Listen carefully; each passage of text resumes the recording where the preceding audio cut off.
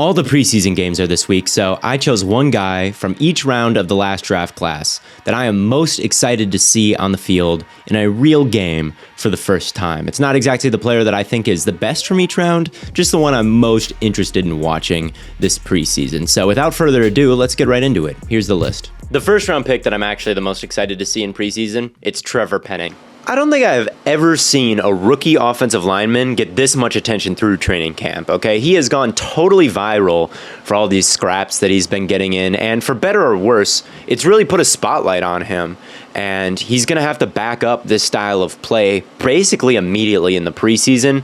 Otherwise, he has set himself up for a ridiculous amount of slander. If you search his name on Twitter, there are so many memes and dialogue about the fighting that it's a little bit tough to tell how he's actually doing in the practices. One of the only legit reports that I can find is as of August 4th, which was the day after he got kicked out for fighting, he was taking lots of first-team reps at left tackle. There were no fights, and the results were mixed. I'd be willing to bet that mixed is a code word for rough, because when we saw him try to block these Power 5 guys one-on-one at the Senior Bowl, he looked a little stunned by their speed and power, and even though he's a big dude, guys were able to get inside of his frame and knock him backwards a good ways pretty frequently. To be fair to Penning, though, he did have some reps like this one against Tyreek Smith where he actually got his hands in his frame and just killed the guy. I do think he could be a little rough as a pass blocker to start out with, but he does project as a pretty good run blocker right away, or really any block where he can just fire right off into the defensive line, whether that be a jump set or something like that, or a pull. But anyway, this is a play against number 7 Iowa State, the first play of the game. He's able to fire off right into that end, get his hands inside of his frame, and then turn him away and pile on top of him. And this was not a run, they end up throwing it, but if it was, that would be a really soft edge for that running back to take advantage of. If I was a coach, I might start him at guard right away. When you look at his strengths and weaknesses, I think that might be where you get the most out of him his rookie year at least. So on top of just how he plays, I'll be interested to see where the Saints line him up to begin his career. And if they line him up at both guard and tackle, I'd be very interested to see where his reps are better. The second round pick I'm most excited to see is the edge rusher Drake Jackson. Drake Jackson can do some crazy things for how big he is. Maybe the single most important trait for an edge rusher to have is bend, and Drake Jackson, well, he might have the best bend in the class, and watching him run these drills just kind of confirms that for me. The ankle flexion when he plants his foot here, to have it pointed in a certain direction and have his leg almost parallel with the ground. Not everyone, even NFL athletes, can even do stuff like that and have their ankle hold up. But the fact that he's able to stay balanced as he rounds that corner while staying so low, that's going to translate to the field. I was listening to Joe Thomas talk one time, and he was talking about as an offensive tackle, your aiming point for your hands should be on the bicep and the opposite pec of the pass rusher. That's the best way to keep them under control. But if the edge rusher just kind of keeps his shoulders square to the line of scrimmage as he's rushing upfield, there's nowhere really for that tackle to grab. He's keeping that outside shoulder out of range. And once Drake Jackson swats his hands away, he's basically clear of this lineman. But the problem is, you've got to get your hips from pointed upfield now to towards the quarterback in a very short amount of time. And and that's where the bend comes in. You've got to really dip that shoulder and get low to the point where any other human on earth would fall down in the positions you've got to rush from. And Drake Jackson has the ability to do that. And when you do it right, I mean, it can make you totally unblockable. And right here, he registers a little bit of pressure off the edge with bend.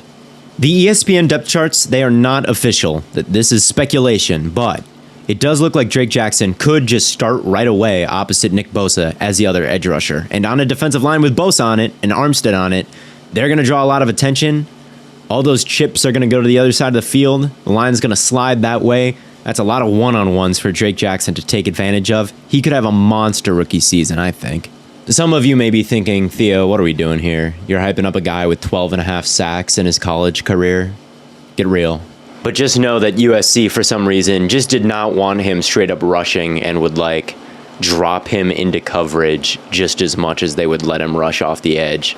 And that's why I'm so excited to watch him in the preseason. We can actually see him pin his ears back and get to the quarterback instead of read option and dropping back into coverage like he had to do in the Pac-12 all day. The third round pick I'm most excited to watch is Matt Corral. I think the number one player I'm rooting for to just light it up this preseason is Matt Corral, just for the sake of interest. Carolina's season would be 100% more fascinating if Matt Corral looks good in the next month here. The reason why he probably won't win a starting job right away is because at Ole Miss, he was kind of an extension of the head coach, Lane Kiffin.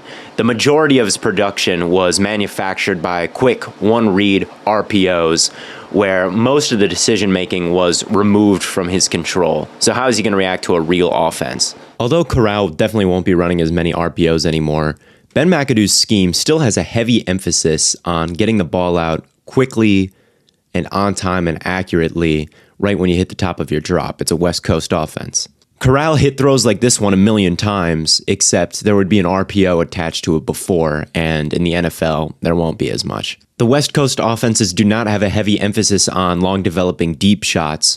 They would prefer to nickel and dime their way up the field in short chunks.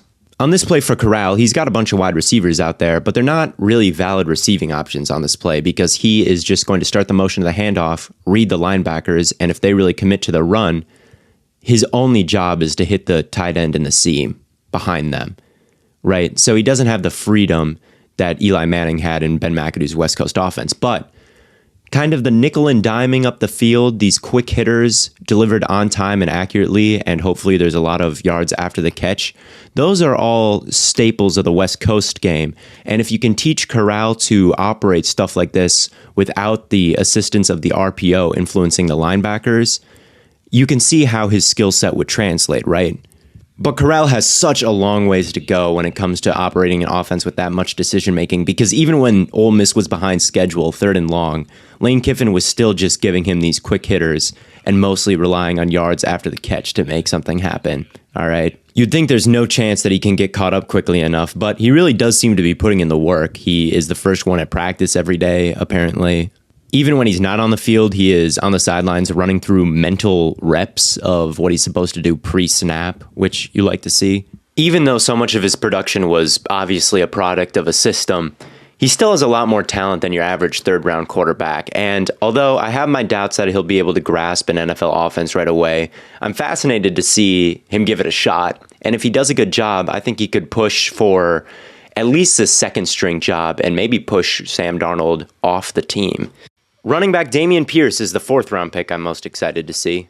So, Pierce never put up these eye-popping numbers at Florida, but I'm not sure why he didn't. I'm not sure why he didn't get the ball more. He was clearly very good when he did get it, and I was pleasantly surprised when I watched him just how nuanced of a runner he was. Here he is against Georgia's top-ranked defense, and they're giving him that B-gap bubble. There is no one in that gap. At the snap of the football, it opens up. And I wouldn't blame any running back for just hitting that as hard as they can and getting what they can out of it. However, Georgia knows that it's open too. So that safety's coming down. Nakobe Dean is scraping that way. And also, there is a cornerback off the screen who can kind of insert into that gap as well. So to really make this an explosive play, you'd have to have pretty crazy speed to just burn all these angles, which Pierce doesn't have, and he knows he doesn't really have it. So what does Pierce do? He pushes that gap as far as he can, to the point where he is literally stepping over the foot of the play side tackle there. And what that does is it allows the blocks time to develop. See the right guard? He's been able to reach the backside linebacker. And because he's committed to that gap, so has the safety. So has Nakobe Dean, who has now crossed his face and is in the mess here. And that backside A gap has now opened up for him. And it's a really efficient cut, just 1 foot in the ground, and he's gone. And he finishes this run with a really nasty truck as well, which you can see from this angle. Lowers the shoulder, protects the football, absorbs the hit, keeps the legs moving, and is able to pick up several more yards. Let's take a look at this power play versus Tennessee. He's following his pulling guard. At this point, where can he go? Well, he can't go up the A gap, which might be the obvious choice, because this defensive lineman has all the leverage in the world and will easily be able to disconnect and just make the play there. So what's the next option? Probably bouncing this outside, but he'd run into the same problem with a linebacker. But you got to make a choice, and those are the only 2 open gaps, right? Not quite. He's reading the blockers in front of him. The play side tackle is pushing the linebacker this way, and then the pulling guard is able to push this defensive lineman upfield, which means there will be a hole between them if he just gives them a little bit of time and a little bit of faith. And that's what he does. He runs into a hole that wasn't even there, and it opens up and he's able to pick up a nice chunk there. I alluded to this earlier, but my main knock on him, a big negative in his game, is I don't think he's that fast. I don't think he's going to burn anybody to the edge. Part of the reason why he fell to the 4th round is he was kind of mid at the combine, but he's got ways to win in space despite the lack of speed. Hits number 8 with a stutter step here, which kind of freezes him, and then he's able to win to the outside. And I thought that he was a lot shorter than he was. I thought that Pierce is like 5'7". He's 5'10". I thought that because he's always kind of running low to the ground, and he's in an explosive position to make cuts at any time. And that's how, even as kind of a big power back, he's able to hit juke moves like that and send 50 flying out of his shoes here. The other reason I like him a lot, I don't think you ever have to take him off the field. He's a good blocker, good receiver. Here's Nakobe Dean coming off the edge, maybe the best blitzing linebacker in the entire country, and Damian Pierce is not afraid to get his nose in there and not quite stop him in his tracks, but get in his way, for sure. Let the quarterback complete the pass here. And I love Kenneth Walker, but Kenneth Walker's not doing that. Breece Hall, he's not doing that. Pass protection is maybe the biggest thing that can get a rookie running back on the field, and it's something that Damian Pierce is relatively good at. The 5th round pick I'm most excited to watch is Khalil Shakir. Khalil Shakir win the 5th round. I think it would have been valid to take him in like the 2nd. I think he's that good. Here he is running a dig out of the slot. The ball is a little bit behind him, but he's got really good body control and tracking. Pirouettes to catch this behind him, spins back around, turns his upfield, hits a stiff arm, and picks about 5 yards up after the catch. Here the defense is running cover 2, so he settles down in the hole in that zone, does a good job making himself available for the quarterback here, throttles up a little bit, slows down, doesn't run himself into the coverage, and then he turns around and makes an incredible catch outside of his frame on the sideline. Even on plays like this that don't go anywhere, there's still a lot to like. Makes a pretty incredible fingertip catch here without slowing down at all. Very smooth. And then throttles down, hits the brakes, makes the first guy miss, but there's a second defender right there to get him. But still, flashes here. Watch Shakir run this curl route compared to the wide receiver at the top of the screen. Okay, Shakir at the bottom. He fires off the blocks quickly, taking big strides, threatening vertically, and this corner has to respect that, and he immediately starts backing up. Meanwhile, at the top of the screen, this wide receiver is not quite selling that vertically in quite the same way. And you see when the quarterback is dropping back here, there's a solid, 2 yards of difference between where the two corners guarding these wide receivers are. And that can make a difference on these quick game throws like this. Shakir is able to make the catch and then spin out of the tackle and then make the first down. He's just a really crafty guy. On this play, he's running a crossing route, it's man coverage, and this high safety is not playing very high. He realizes that and starts to take steps upfield to run the corner on his hip into the safety, therefore creating separation for himself. Now, he's not targeted here, but I still like to see little stuff like that. He had 8 receptions for 78 yards in this game. He could add way more. This could have been a monster day. Here he's running an in-breaker, but he's not just going to run straight ahead and cut out. He's going to stem this route outside. That corner is going to flip his hips and try to beat him on maybe a speed out, but no. He efficiently plants his foot in the ground, cuts this inside, creates a good 4 yards of separation. This would be an easy touchdown if the quarterback led him, but quarterback does not look his way, and this is not a target, but just cooked that one-on-one. And it sounds like he's been continuing to win those one-on-ones in training camp so far.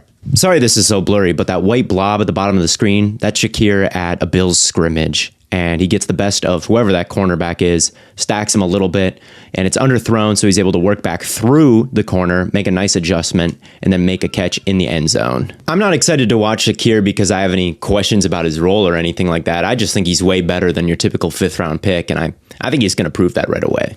The 6th round pick I'm most excited to see is number 6, Darius Kendrick. Anyone who started on Georgia's 2021 defense is at least a little intriguing, and Darius Kendrick had a horrible combine, but he does flash some athletic gifts on the field. Here, the wide receiver is releasing vertically, and he turns his hips and prevents really getting stacked here, and then that wide receiver takes a big step forward, which means he's going to decelerate and change direction. Kendrick is able to react to that quickly and flip his hips right with the wide receiver and completely blanket this route. He's got some fluidity in his hips. He seems to have pretty good hands for a corner. He's made a couple highlight reel interceptions in his 3 years in college. He also seems pretty physical. It seems like he likes to tackle more than the average corner. However, you can't ignore that 4.78 40 time at Georgia's Pro Day, and that means he'll probably always be susceptible to getting beat over the top. But after playing at Georgia and Clemson and being all SEC with click and close ability and ball skills, he could be useful in zone right away. Jalen Ramsey said that Darius Kendrick and the other rookie cornerback, Jacoby Durant, were way ahead of where he was as a rookie in terms of knowledge of the game. Kendrick has been able to cover Tutu Atwell, despite the fact that Tutu Atwell is maybe the fastest player on the team, and Darius Kendrick is supposed to be one of the slowest, which makes me think maybe he's a little bit faster than his 40 time would suggest. On this depth chart, they've got Jalen Ramsey as a right outside corner, and Ramsey does play out there, but he also bumps into the slot and plays that star position a decent amount, and that would leave the outside corners in those looks pretty weak for the Rams, honestly. So, with a good preseason performance, Kendrick could definitely carve out a role for himself in this defense and contribute maybe sooner than people think. So that's why I'm interested to see how much that lack of deep speed affects him and what he can look like come actual games, not just training camp. And finally, the 7th round pick I want to watch is Skyler Thompson. Imagine you're me at the end of the college football season and you've started to scout the 2022 quarterbacks, and you've come to the horrible realization that they're all mid. And then you turn on the Texas Bowl, you're watching K-State, and Skyler Thompson hits that throw. And then you're like, well, wait a minute. Who is this guy? Because I haven't seen a throw like that from anyone else. Skyler Thompson might be like a 26-year-old rookie, but he's got some sort of it factor to him, or as some would call it, that dog in him, although I think that's gotten overused. But anyway, it's hard not to watch some of these plays and not get excited about him, okay? There's not a lot of quarterbacks in this class who have put together at least the highlight reel, the high highs that Skyler Thompson has. And I've seen some of those peaks in training camp. It's a little bit tough to tell what's going on this play. Skyler Thompson is in the red right there. He's throwing to Preston Williams, who I believe is being covered by 31, Byron Jones. And Byron Jones is in the blue jersey here, and he's doing a pretty good job sticking with Preston Williams here, but it's a perfect pass from Thompson, gets it right over the left shoulder of the defensive back, and then Preston is able to turn this upfield and hypothetically get it to around the goal line. However, training camp pockets and college pockets are very different than your average NFL pocket, and against a team like Baylor, who has a certified defensive line, he didn't quite look like a potential NFL starter that those highlights maybe make him seem. So, as far as a 7th round pick goes, though, I am intrigued by his skill set, and I think he could do some damage to some secondaries, at least in the preseason. So that's the whole list. Thank you all for watching. Next week, I'll actually have some game film, some preseason film from all of these rookies, so I'm sure that I'll break down some of those guys. Let me know what concepts and what rookies you'd like to see covered next on these reviews. And once again, thank you all for watching, and I will see you next week.